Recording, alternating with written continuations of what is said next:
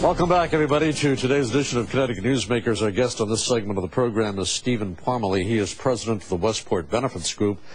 And I want to talk a little bit about your 401k plan, particularly during these rather tough and uncertain economic times. Mr. Parmalee, thanks so much for coming in and being with us on our program. Nice to have you here. Thanks. I guess one of the questions is money can get tight for any family, any individual, and the temptation might be to say, okay, let me hit that 401k for a few bucks. A good idea or no? That's exactly what we're seeing, and we have 3 words for that actually, which is don't do it. Actually 4 words. Please don't do it. And the reason is, and one of the things we want to do is have a conversation with people first to find out if it's actually a loan that they intend to pay back with interest, or is it a loan where they're taking it out and it's actually going to turn into a withdrawal, which is a lot worse. Yeah, and you indicated that you are seeing some of this happening now? We're seeing an increased activity, and we believe that it has to do with, it's actually tied into the housing market because people have refinanced their houses all the way down to the point where you can't do anymore. And now people are looking around and they're saying, where else can I go to get some money? And they're tapping into the 401ks, or at least they're asking about it. And what's making the money tight? Is it just the overall inflation, or maybe people losing jobs? I mean, what's going on I think it's a combination of everything, but it's really got to do, in the end, I think, with people living beyond their means to some extent. With the people that borrowed money, paid it off, borrowed again, paid it off, and now they can't do that anymore with their house. Plus the cost of gas, plus the cost of living, inflation, and it all adds together. And we really see 2 trends. One is people not contributing as much or dropping out of the 401k plan, but the worst one really is borrowing against it and taking those monies out, because if it doesn't go back in, then you're not going to have a very successful retirement. Yeah, I was going to say, what's the risk here? That's you start taking money out, and it may seem like the right thing to do at the time, but you know, years go by, and all of a sudden people are looking at retirement, and there's not much in there. Is that the real risk here? It is, and we always, when we do enrollment meetings, we always bring a picture of Albert Einstein. We say he's a pretty smart guy, and here's a guy that proves that space is curved. Now, how can space be curved? I mean, it's space. But towards the end of his life, he was asked what he thought man's greatest invention was, and he said compound interest. And so if you don't take the money out of your 401k plan in the beginning and it has a chance to accrue, then you have a much more successful retirement.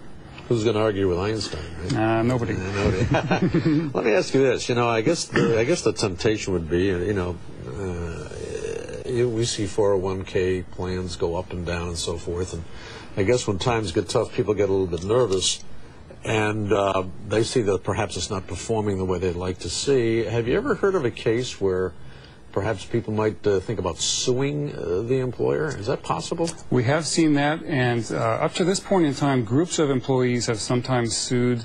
For instance, IBM, when they sued because they didn't want the defined benefit plan converted to a cash balance plan. But recently there was a case that made it all the way up to the Supreme Court where an individual can now sue the plan trustee if he doesn't like what's going on. And that's actually a new development. What would it be based on, though? I mean, you're really at the whim of the market, aren't you? You are. And actually, when you stand back, you wouldn't really think this would make it to the Supreme Court, because it just had to do with one person asking the trustee to move monies from here to here, and it didn't get done. So you would have thought it could have been resolved before that, but it wasn't, and it made it all the way up. And now it really set a precedent, because now individuals can all step forward, they can all hire attorneys, and they can start asking some questions that you may not want to answer, or may not be able to answer. Does that make life a little tougher for companies, I guess, I suppose? It makes it tough for companies. It also makes it tough for the person who's in charge of the plan, because whoever's actually running the plan and also anybody who's affiliated with the plan are considered, it's called a fiduciary. And your responsibility really is to act in the best interest of employees at all times. And that means you have to have the best price for the program, the best funds for the program, and it also means that you are personally liable for whatever goes on. So you mentioned the company being at risk. It's actually the person that's at risk, the individual.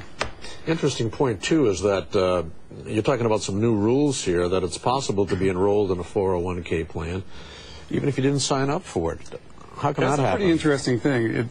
I like to picture people sitting around McDonald's, which is really one of the early proponents of this, and saying, hey, how come the higher paid guys can't contribute as much as they want to compared to the people that are actually in the stores? Because there's a ratio involved, and you have to satisfy that. And you can just see the people sitting around the conference room going, hey, wait a minute, what if we did it the other way, and we made people get into it, and then you had to opt out of it? How about that? And so what happened was it worked its way through the system, and finally, within the last year or so, it actually became law, and you're now allowed to do that. And so you can sign people up to be in the 401k plan, and they actually have to opt out of it. Interesting. Well, Steve, I want to thank you so much for coming in and talking with us about it. I guess the bottom line is, you're thinking about tapping into that 401k plan, don't do it. There must be other ways to get around it, but keep that security in place and let that grow over time, which it will do. Please don't do it. Please don't do it. Those 4 words. Steve, thanks again for coming in and being with us on our program. Thanks. It's nice to have you here. Stephen Parmalee, president of the Westport Benefits Group, our guest. Back with part 3 in a moment.